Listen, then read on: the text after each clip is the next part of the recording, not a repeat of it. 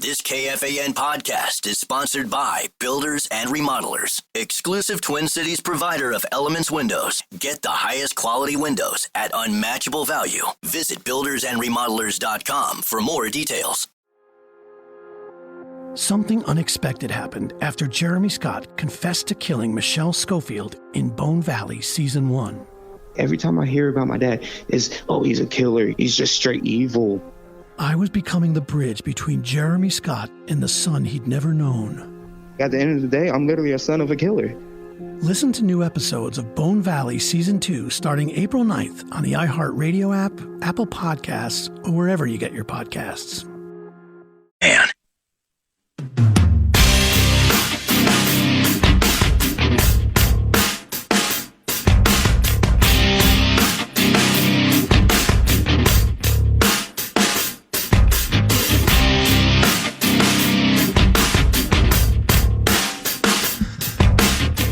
Man, oh man, are you in for a treat from 9 to noon today? We ain't howling with the homies. We're howling with Halvy. Welcome to 9 to noon. Kevin Falness in for Paul Allen and Eric Nordquist, along with Zach Halverson behind the glass. I didn't think I was going to talk to you again after you screwed me over in a program password last week. Yeah, it's been an awkward few days ever since I mistook staple for stapler. Yeah, awkward for you. The worst part is I didn't catch it either live. Yeah. I was just so disappointed that we were at 79 points and couldn't pull out the win. They get 2 straight, and the rest is history. I'm sure Lil B is as unhappy with me as she is with you, if that's even possible. But I thought I was going to be done with you for a while. An instant classic for sure, just marred by controversy. And it's crazy. That might be the hardest show on this station to host. Yeah. I mean, it's especially if you're doing it by yourself. Yeah. Because when he does it, he's by himself, but he's got someone else typically doing all the behind the scenes work, which is typically you. That day, he's lounging on a beach in Hawaii. You're doing everything by yourself and screwing up the words to boot, and it's not easy. It is heavy lifting. No, so I give you credit. Fun. It's fun, and you guys played really well, and you got screwed again, and your numbers are. My numbers are horrible. But it's not. It's the box score is so much different than the game for you most of the time. But it is. What a nice way to say it.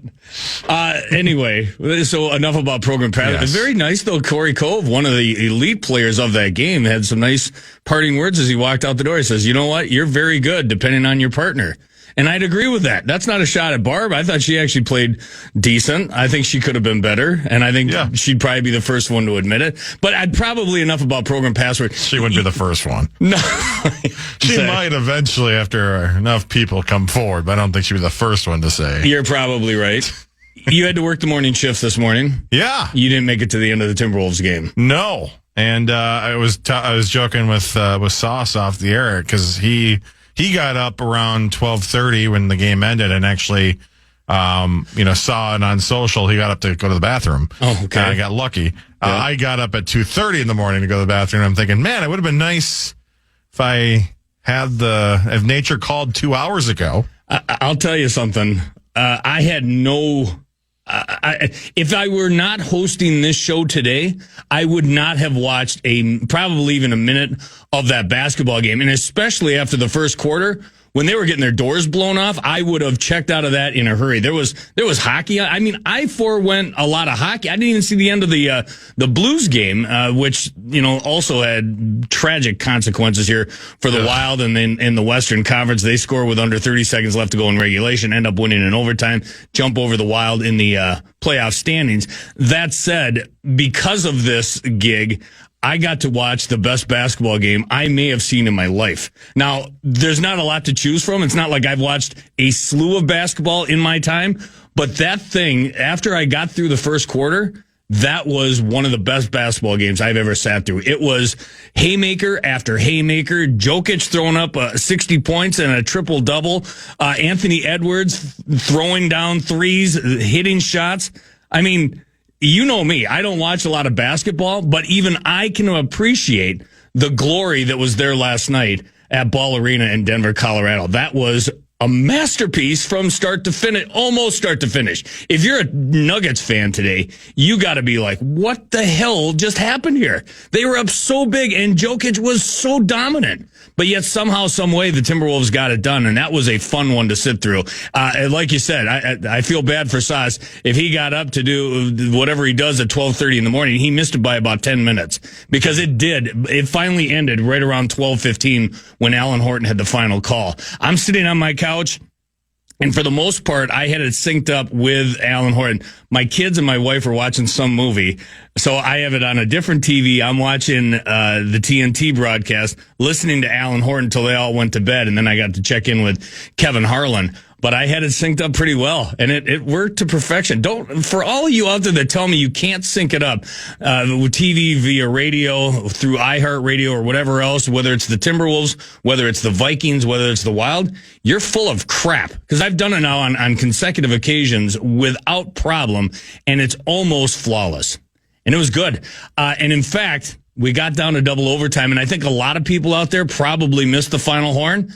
So I went back and I pulled about the best 2.5 minutes from last night's contest. The end of double overtime, they foul Nah. I guess that's his nickname, Nah. He goes up for the three. They foul him, and Alan Horton had the final 2 minutes here on KFAN late last night. Conley will trigger into the front court. The Wolves are down 139-138. They get it to Ant. Left side against Gordon. Should go quickly. Now here comes the double. Ant throws it away. Westbrook with it. Off to Brown. Back to Westbrook. Driving layup. He missed it. Wolves have it with 9 seconds remaining. Cross court. Jaden McDaniels hit ahead to Conley. Now Ant with it with 4. Down by 1. Ant with a left-handed dribble drive in the paint. Kick out. Nikhil. He hoisted up the buzzer. It's short. Off the front rim. Now wait. Is there a whistle and a foul? C.J. Washington blew the whistle. He put his arm up. Nikhil got fouled. There's no time remaining. The officials are huddling. They're going to look at this to see when the foul occurs. And I think Nikhil's going to be at the free throw line. 139-138. Crucial decision here. Here's Sean Wright. The defender goes into the offensive player on this shot attempt. Who receives 3 free throws and plays the game clock. 3 free throws coming up for Nikhil Alexander-Walker. They're going to put 1/10 of a second on the clock. Oh, baby, what a decision. Nikhil to the free throw line. 1/10 of a second remaining. He's got 3 shots. The Wolves are down by 1. Nikhil is 3 of 4 at the free throw line tonight. He takes 1 dribble, lets it fly with the right hand and hits. We're tied at 139.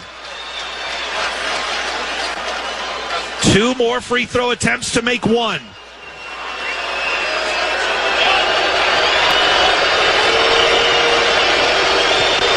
He lets it fly and hits. 140 to 139. Now, Nikhil can miss this. He just has to hit the rim. And there's 1/10 of a second left. Free throw by Nikhil. He misses it. Jokic tries to bat it towards the other end of the floor, but the horn sounds. It's over. Nikhil has come through. 2 clutch free throws to win it for the Wolves. 140 to 139. 6 straight wins over the Nuggets. None more dramatic than this double overtime thriller.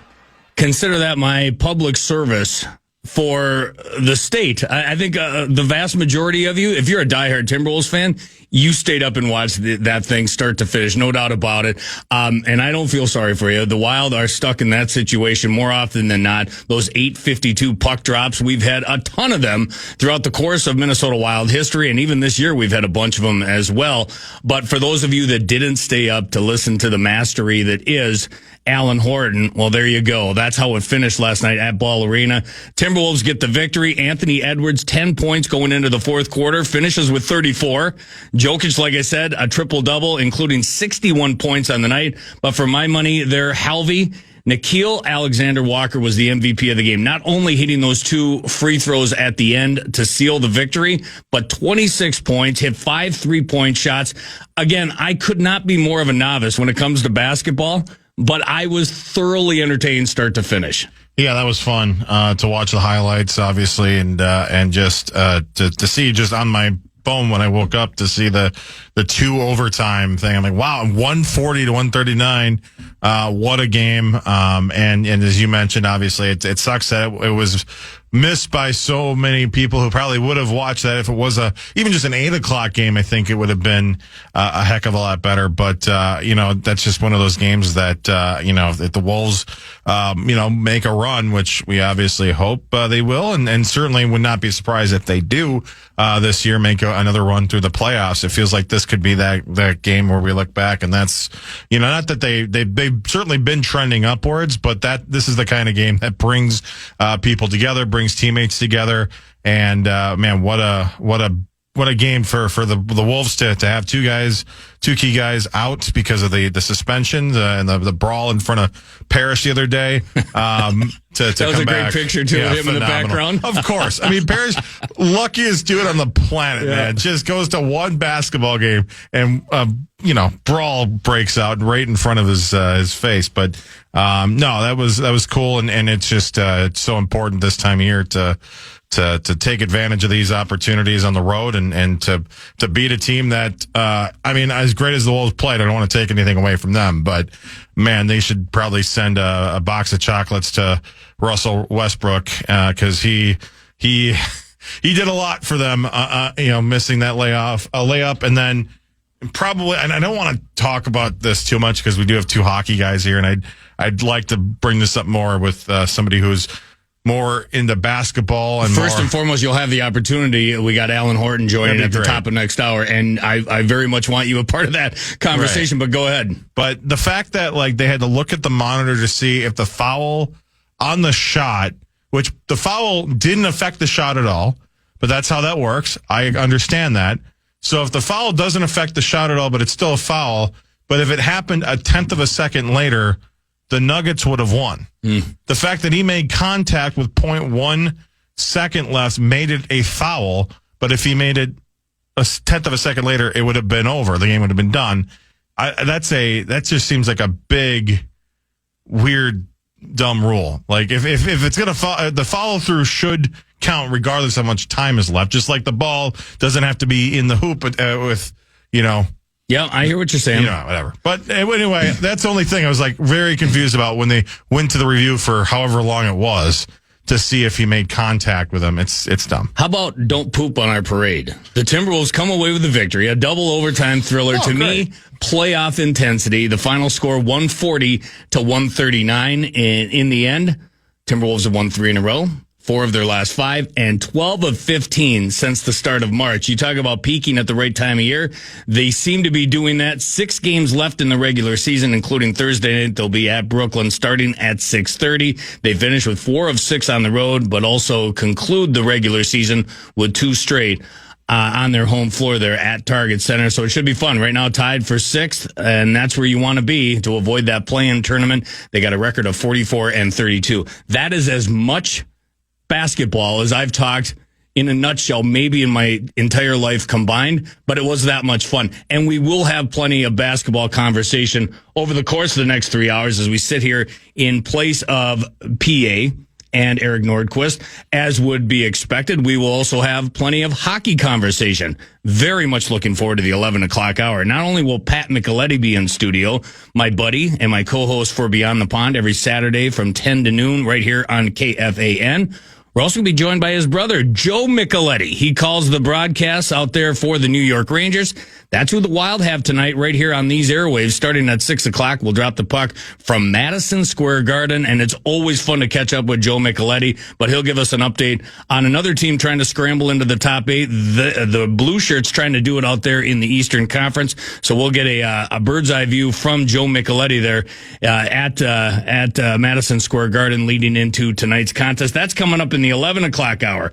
Plenty of hockey mixed in. As mentioned, Alan Horton joining from the Timberwolves broadcast. He was on the air late last night, but nice enough to join us at 10 o'clock, assuming that he answers the phone. They're on their way to Brooklyn now after that win in Denver. So we'll catch up with him But when we continue, we're going back in the annals. We're going to catch up with Jim Dowd, a former Minnesota Wild player, has 2 kids now playing college hockey, including one headed to the Frozen Four. Jim Dowd next.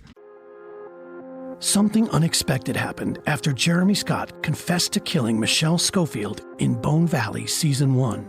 I just knew him as a kid. Long, silent voices from his past came forward. And he was just staring at me. And they had secrets of their own to share.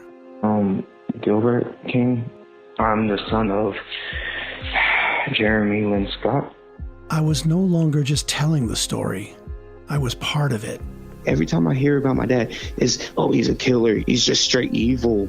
I was becoming the bridge between a killer and the son he'd never known. If the cops and everything would have done their job properly, my dad would have been in jail. I would have never existed. I never expected to find myself in this place. Now, I need to tell you how I got here. At the end of the day, I'm literally a son of a killer. Bone Valley, Season 2. Jeremy. Jeremy, I want to tell you something. Listen to new episodes of Bone Valley Season 2 starting April 9th on the iHeartRadio app, Apple Podcasts, or wherever you get your podcasts.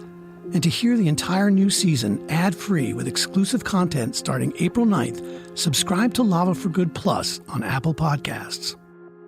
On the Fan app.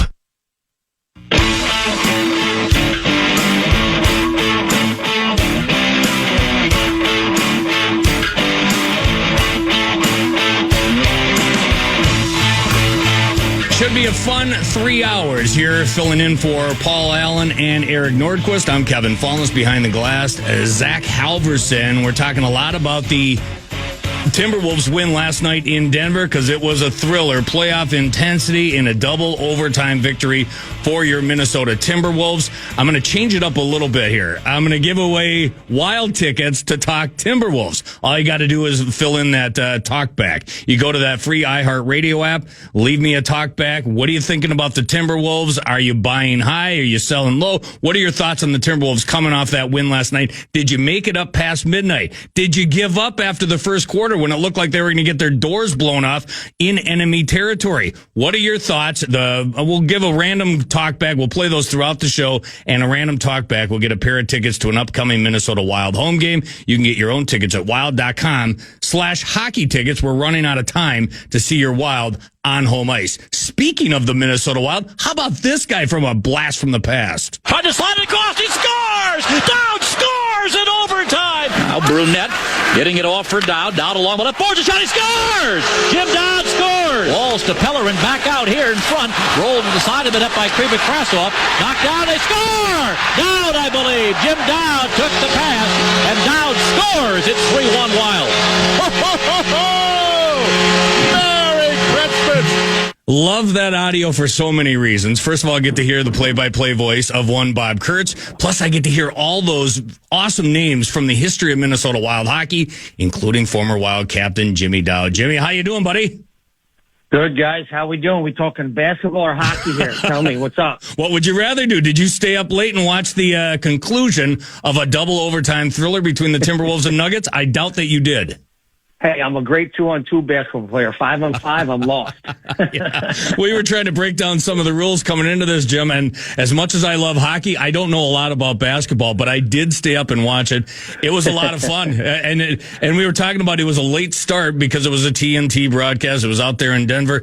I know from your days playing in the old Northwest Division, especially here in Minnesota, you had your fill of late night starts there on the West Coast. Oh, yeah, definitely, man. But, again, every time I talk to you, man, I can't say enough about our time, meaning my wife's, my boys' time in Minnesota for those 4 years. If Minnesota had the ocean, guys, we would have never left. Yeah. We're back at the Jersey Shore. And we would have loved to have had you. You'd be doing Let's Play Hockey every night. You'd probably be on the coaching staff, and you would have been on the Mount Rushmore of Minnesota Wild people. But regardless, for those that don't remember, 16 seasons in the NHL, talking to former Wild captain Jimmy Dowd, 4 here with the Minnesota Wild, taken in the 2000 expansion draft, and played 4 seasons here with the Wild, including that incredible run in 2003 to the Western Conference Finals. Now you're chasing your kids around the country. You got one at Arizona State, one at Penn State, and Jimmy Jr. headed to the Frozen Four. How exciting is that? Oh, you guys, you can't even imagine. It was amazing. They especially the start they had. But I said it right from the beginning. When we played the Gophers out in Minnesota early in the season, we lost 2-1 and 3-1 with an empty netter. And I'm like, you know what? We're a good hockey team, even though we lost both those games. Then we had some injuries. And I mean, this team didn't win their first Big Ten game till January, and then just got hot at the right time. They have a great mixture of young guys, older guys, middle-aged guys that get in the goaltending, and they just had a great little regional tournament, and hopefully they can carry it right into the Frozen Four next week against BU. Well, not only Jimmy Dowd playing for Penn State, Jim Dowd Jr., you also got Anthony Dowd playing for Arizona State. One's 21, the other one's 24, and you're actually in town. Now, from my understanding, when you came to watch Anthony with Arizona State for the NCHC Frozen Faceoff, was that your first time at XL Energy Center since leaving the NHL? You know what? I'm trying to think about that. I think I was back there. No. I came back there one time to do the Let's Play Hockey thing. Oh, my goodness. Yeah, but I'm waiting for some invites back. Let's go. Again, I loved it there. How was it being in the building, even though your team came up short in that NCHC, whatever semifinal game? I assume it was on Friday night. How was it being back in the building and letting those old memories haunt you? Oh, it's amazing. Like I said, Minnesota's the best. I mean, I played all over Canada, too. Vancouver, Calgary, Edmonton, Montreal. Minnesota is the closest place you're going to get to the atmosphere as far as, when you're in Canada with hockey, no matter what level. Minnesota just does it right. I loved it. The XL Energy Center is amazing. The whole area right around there. And they had actually some new spots that were there. So It was great being back. My wife loved it. I loved it. And just came up a little short there. But that was an amazing game with ASU and Denver in the semis. So tell me about, we'll get back to Jimmy and we'll get back to Penn State and preview the Frozen Four. And of course, also talk about your memories here with the Minnesota Wild. But let's talk Anthony Dowd. Tell me about this young man playing for Arizona State and how cool it is to call Mullet Arena home.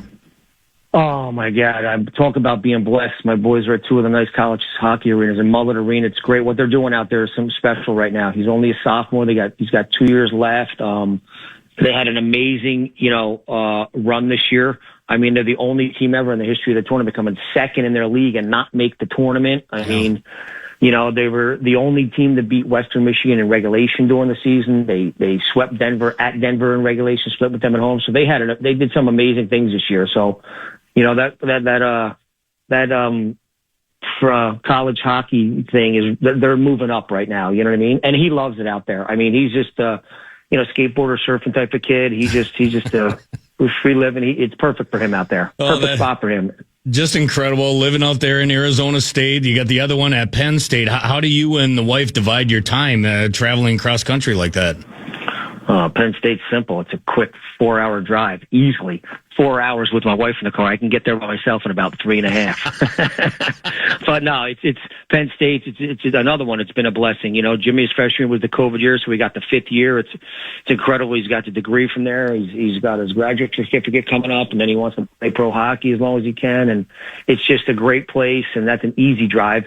Now you switch over to ASU. That's a 4 or 5 day trip. You got to fly across country, but once you get there, you don't want to leave.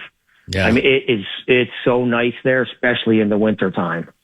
How do you like their chances? Penn State against Boston U, 7:30. That's the nightcap of the NCAA Frozen Four. April 10th in St. Louis. I know you're going to be there, and I know you're going to document the entire excursion there on social media. How excited are the Dowds for that trip? Oh, it's unbelievable. We can't wait. It's unreal. And like I said, even with the final 8 teams, it was flip a coin. Anybody could win. We're actually flying Anthony in from ASU. He's coming out to see it. It's pretty funny. Jay Pandolfo, the BU coach, great friends of mine. We played together with the Devils. He just called me on my morning walk. I just talked to him for like 15 times. I was busting his chops. I asked him what forecheck he was going to use. But it's flip a coin. You know what I mean? Anybody can win. Like I said, even the final 8, anybody could have won. It's just a matter of, get some bounces and whoever plays better. Remember the audience that you're talking to, but did the Gophers get screwed? Let me think about the Gophers game. I watched all the games. Okay, explain. Go because ahead. Elaborate a little bit more. The kid coming across center ice had his legs taken out from underneath him. Here's my take on that. That's one of those penalties that normally the last 10 years in hockey they have been calling. Right? You know what I'm talking about? Yep. It was in it's 50-50. In one sense, it was a good non-call. Jim. But they've been calling those calls for the last 10 years. And of course, they don't call it and they go down and score. Yep. So it was just a shame to have any controversy. You know, some of these games that went into overtime and the game winning goals, there's no controversy. That's what you want. You know what I mean? No one gets beat or whatever. It's just a hockey play. That was one of those. They've been calling it for 10 years. Yeah. Bottom line, they've been calling that a penalty for 10 years. That was a tough one to swallow. And I promise you, the Gopher fans listening to this are still seething at the fact it's one thing to lose, but to lose in that manner, that's a tough pill to swallow there, Jimmy. Oh, I know. And the Gophers, it's like, they're amazing to watch. Yeah. I mean, obviously the last 5 years I watched those guys. They're just incredible. And you look at their roster, you're just like, who's this kid? Who's this kid? Where is he from? Minnesota. Never heard of the kid. He's amazing. Yeah. Like, they're unreal what they do every year. And they lose 5, 6 studs every year. And the next year they're right back in the top 5 in the country. Like, everybody knows that's the way to do it in Minnesota. You know, like I said, if we weren't from New Jersey, we probably would have stayed in Minnesota. But the way they do hockey from, from the 5 years old all the way up. You know what I mean? I have a great friend, Christian Lee, who plays for Eden Prairie. They had a great year this year, but got a little upset. And hey, rumor has it they're looking for a coach in Eden Prairie. Maybe I should apply. What do you think? Well, you have to come back to Minnesota. You know what? You'd be right in between the two. You'd have Penn State that way, Arizona State that way, hang out in Minnesota when you're not following your kids.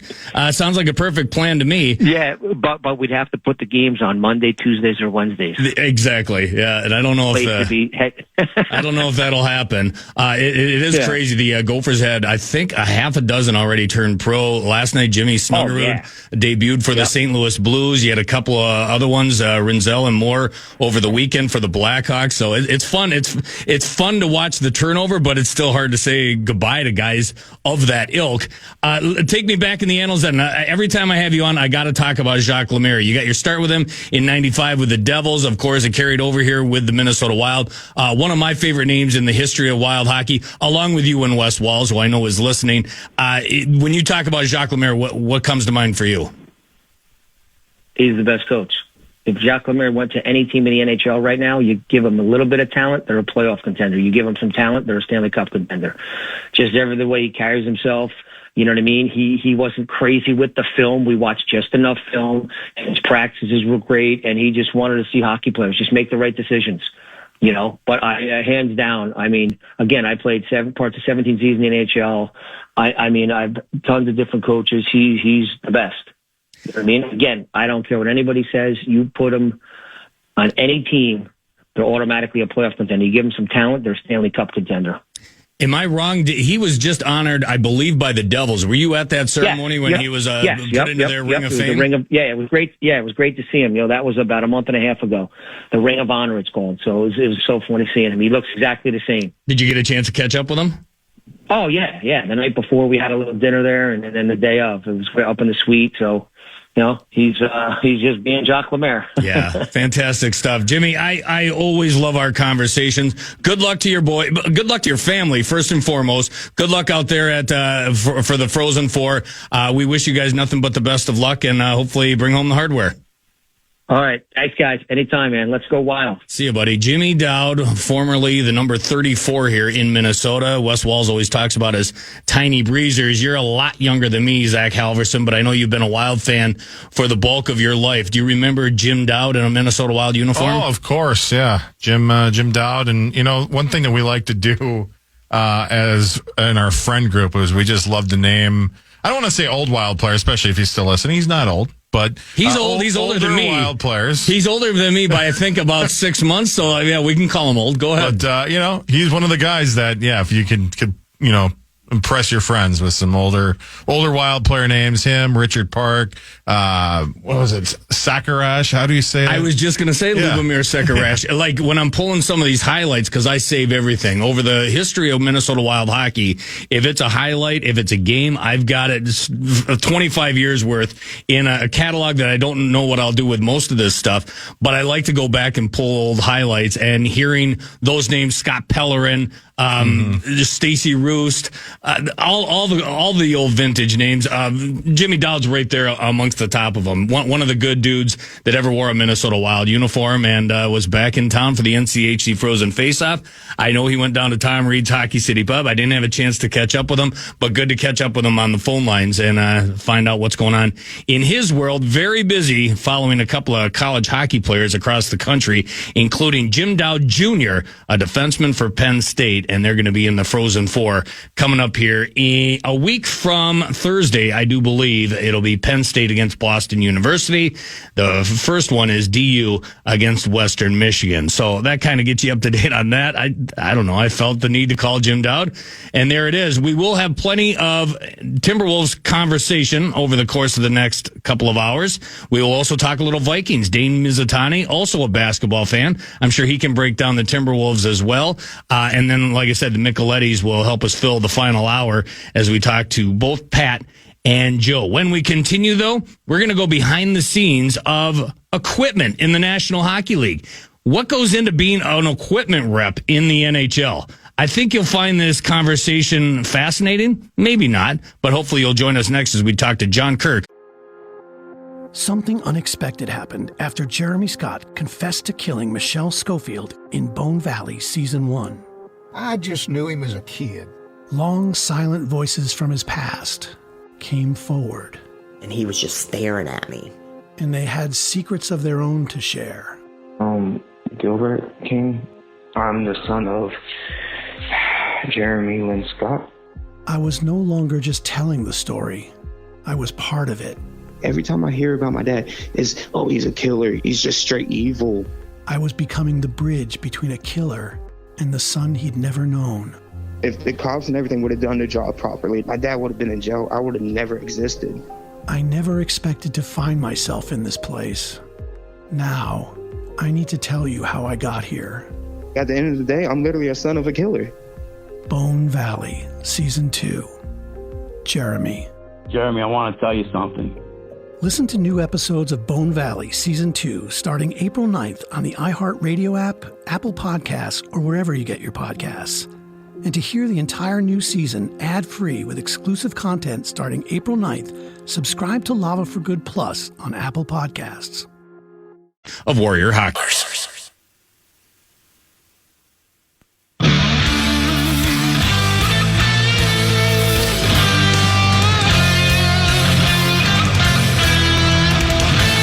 Get ready for a night of non-stop laughter. Tom Segura's Come Together Tour is taking over XL Energy Center on April 18th. Tickets are flying off the shelves. Don't miss out. Grab yours now at KFAN.com. Keyword calendar.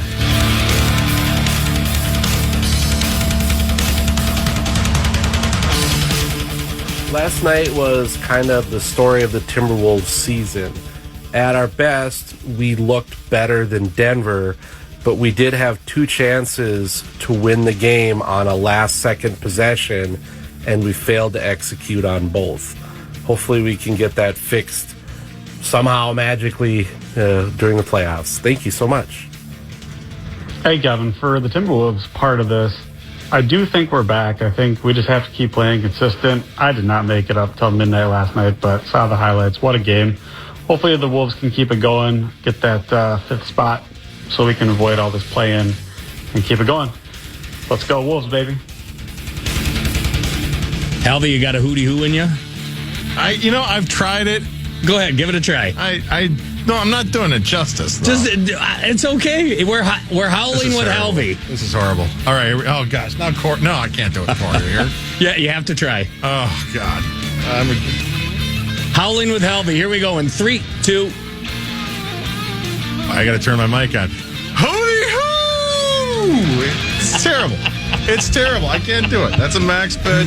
That was pretty bad. My goodness. But it was fun. Keep those talkbacks coming. Like I said, we're giving away tickets to an upcoming Minnesota Wild home game, and that's your reward for talking Timberwolves on the talkback. I know it doesn't make a lot of sense, but that's what I have to give away. You can get your own tickets at wild.com/hockey tickets. You're running out of time in both the Wild and the NBA season. So much fun talking about that Timberwolves game, and we will get back to it again at the top of the hour. Alan Horton will join us before he jumps on a plane and heads to Brooklyn. I'm sure.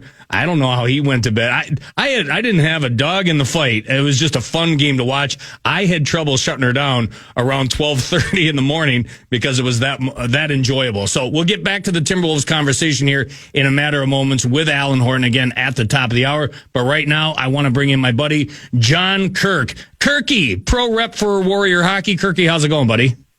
I'm good, Mr. Falness. How are you? It couldn't be any better. I got to watch basketball last night until well past midnight. How could I be any better on this day, Kirky?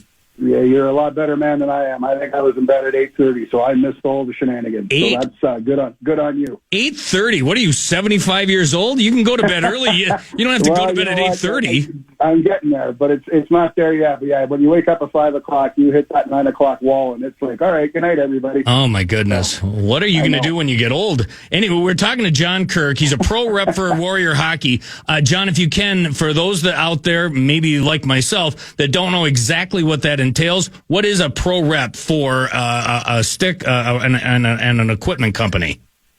Well, basically what I do is I go in and able to deal with all the players directly, be it the NHL, AHL, college, East Coast Hockey League, whatever. So say on the Wild, I would go in on a day and work with Tony DaCosta, the head equipment manager first, and then deal with players like Spurgeon and Foligno and Nyquist and just anybody that's a Warrior-specific guy. That's my first and foremost job. And then take advantage of anything else that somebody might be looking for something. Like I get asked all the time, how many guys would you want on the team? I said, I'd love all of them. I mean, I know it's not going to happen, but that's my goal each and every day. So how long have you been doing this? I started this in '88. So I played hockey all the way up, played a few years pro, went back to school, came out of school, and then was lucky enough to get hooked up with Cooper, if hockey fans still remember that name, and then kind of ran the gamut all the way through. Been with Warrior for 17 years now. Wow. And it's been amazing. Yeah, actually, it's been a great run. We've actually grown a brand, which has been amazing. The nice thing, too, is our parent company is New Balance. Some people don't know that. So it's nice to have that big brother overlooking you as you're trying to take care of your business with Warrior. So if you got to be a salesman by trade in this job, sell me on why Warrior is the way to go. If I'm an aspiring NHL superstar, I'm looking for some equipment, I need an upgrade, why would Warrior be the way to go? I think at the end of the day, we put the product first and foremost, obviously, because you've got to either be able to keep up or surpass everybody else in the industry, which I think we can do. But the other thing, too, is I don't think anybody can surpass us in service. We are able to make sticks for a player. We've done it in the Stanley Cup where we've made sticks in roughly 3 to 4 days. I don't think any other company can touch that. So we pride ourselves very much not just on the product itself, but on the service and the relationships that go along with the service. I've been lucky enough, again, to be in this business for a long time and see faces, like take a guy like Brad Bombardier with the Wild. I mean, I dealt with Bomber as a player, and we still have a great relationship when he works in the front office with the Wild. So those relationships go on forever in hockey. You've been around. You know exactly what that's like. Who are some of those other names that you've? We just had Jim Dowd on, as a matter of fact, talking about the glory days of Minnesota Wild hockey, the inaugural days of the Wild. Give us some of those other names that you've worked. If you want to talk about some of the guys that you're currently working with, great. If not, some of those historic names that will ring a bell with some of these old time Wild fans. Oh my goodness! Just going on the run back in the day when Bruno scored the goal against Colorado. I mean, I went back. I was watching something on the Wild last night and saw Richard Park, who I see very infrequently. But every time you see these guys, you pick it up right away. Like some of the players, the older players on the teams. I mean, I was at the game when Gabby scored 5 goals against the Rangers. I mean, just having those memories. Worked under the Nagley regime too, because I worked for Mission High-Tech, who was owned by the Nagley family. So had a front row seat at a lot of different events with the Wild, and just. It's a great organization. I love being in Minnesota, just the hockey heritage, not just with the Wild. But, you know, you look at all the college teams. I just did the state tournament with the high school, and that was, to me, the best one I've ever seen. So everything to do with hockey in the state of Minnesota, it is the state of hockey.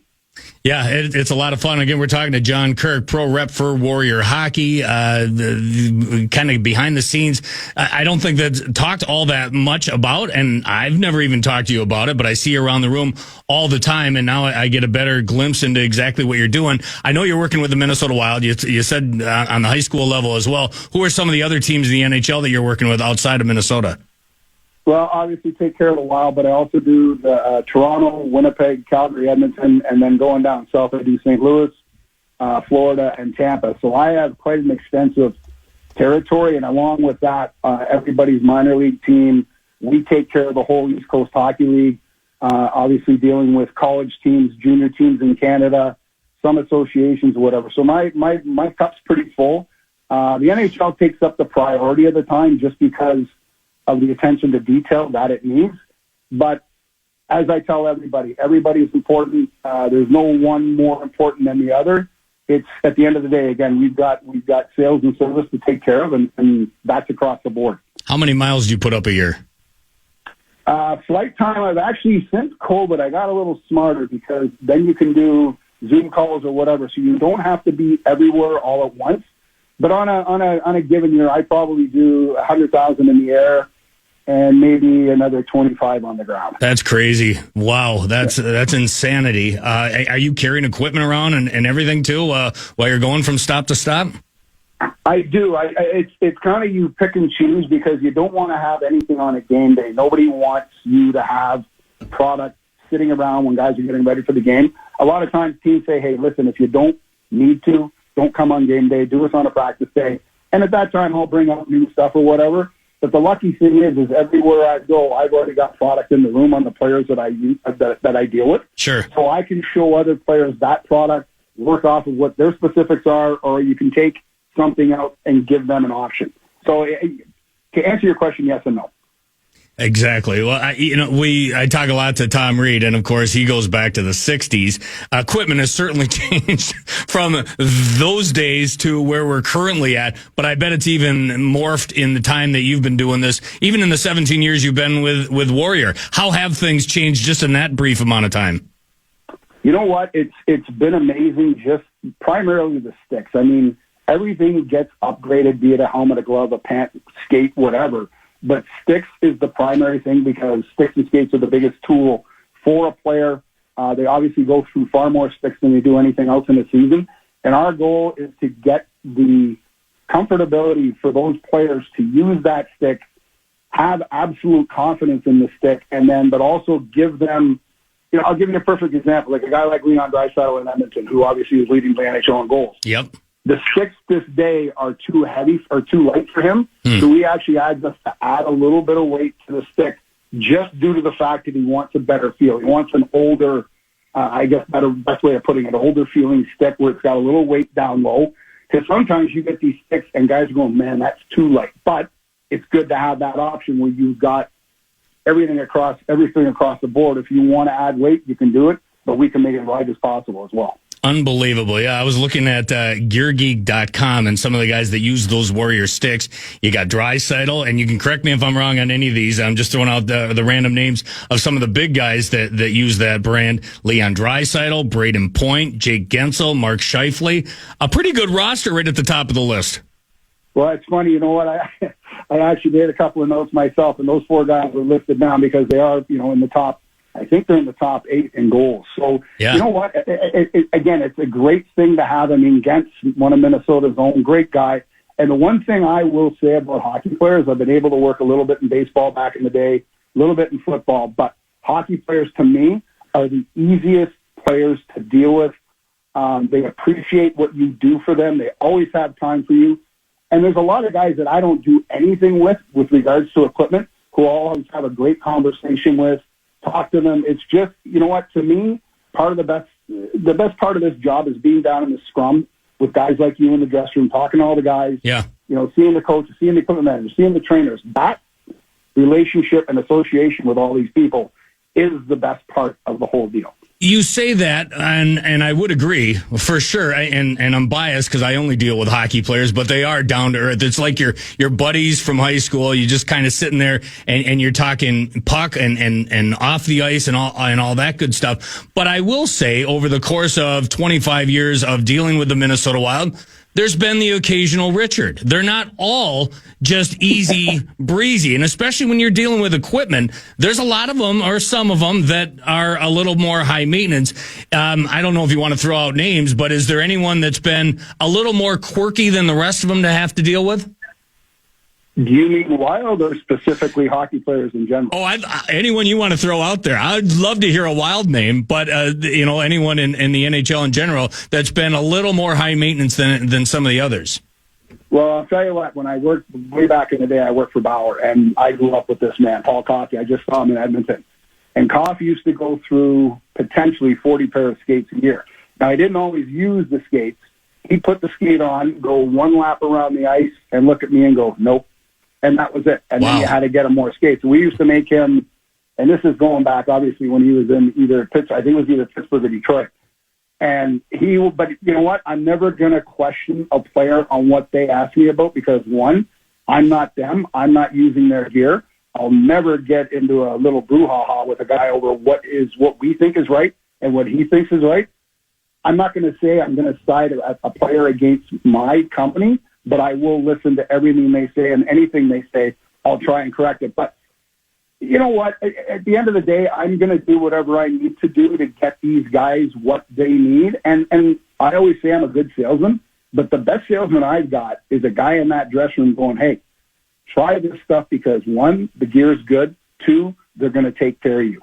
So that's the best thing I have because it can go the other way, and you run into a schmozzle in there, and it's not good if you don't have good credentials or good PR. Schmozzle, maybe my favorite word of the day thus far. John, thanks for doing it. What part of the world are you in right now? Are you in the state of hockey, or are you somewhere else outside our borders? I'm actually sitting in my kitchen, which is great. I've got an auction this week, and I'm going to the Twins home opener tomorrow. So I'm looking forward to that. Nice to see they put a W on the board yesterday. But finally, then next week I'm going to catch Toronto in both Tampa and Florida. Kind of keep my ear to the ground on what everybody else needs before the end of the season, and then just play it as it lays. Because just being on task for everybody in the playoffs, sometimes we have to turn things around very, very quickly, and we want to make sure we're prepared for that. What a life. I was going to blame you for the fact that my kid has to pay $350 for a hockey stick to play youth hockey, but I won't go down that road right now, John. I know that's not your fault, but still, it's coming out of my wallet. Thanks for doing this. You're the man. Enjoy the trip and enjoy your morning in your kitchen. Thank you, sir. I appreciate it. And Kevin, I'm always open for business.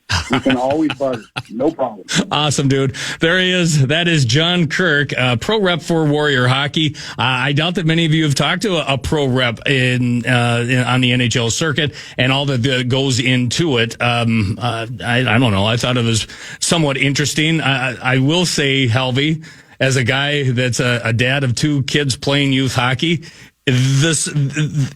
what they have to pay for sticks these days is unbelievable. 300 some, and of course my kids only want the best. My freshman in high school in particular has to pay $350. I said, well, you got to pay your own money, and he earns it through unloading the dishwasher and shoveling the driveway. So it's basically my labor anyway, but $350 for a stick. It's becoming a little out of hand these days. Yeah, easy for me to say, obviously, but it would be nice if there was a much bigger voice in the sport of hockey that can stand up and say enough's enough, because what's really happening is, and I know I get the free market, supply, demand, et cetera, but at the end of the day, these stick companies, and I'll call them up by name, Bauer, CCM, like these companies, they're charging that not because it costs that to make, and not because they can. They can. And so I get the market, I get you want to make money and everything like that. But at the end of the day, when you look at the fact that we have numbers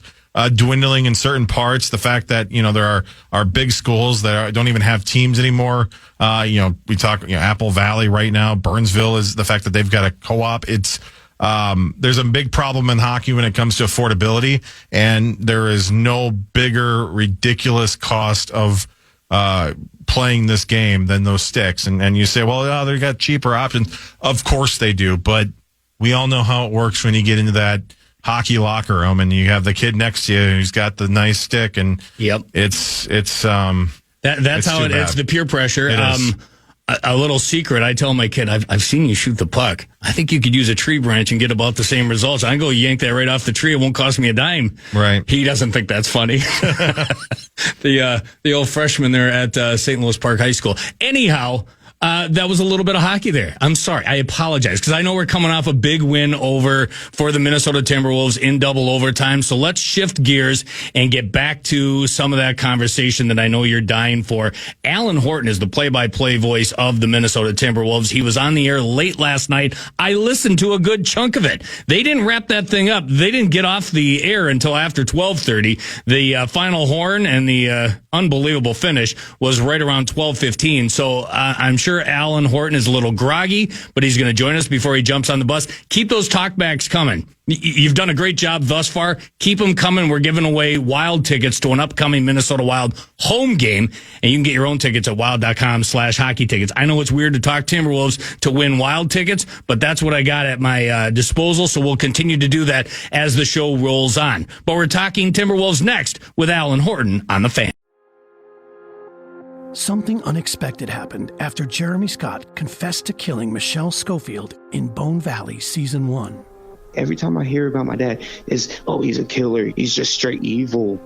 I was becoming the bridge between Jeremy Scott and the son he'd never known. At the end of the day, I'm literally a son of a killer. Listen to new episodes of Bone Valley Season 2 starting April 9th on the iHeartRadio app, Apple Podcasts, or wherever you get your podcasts.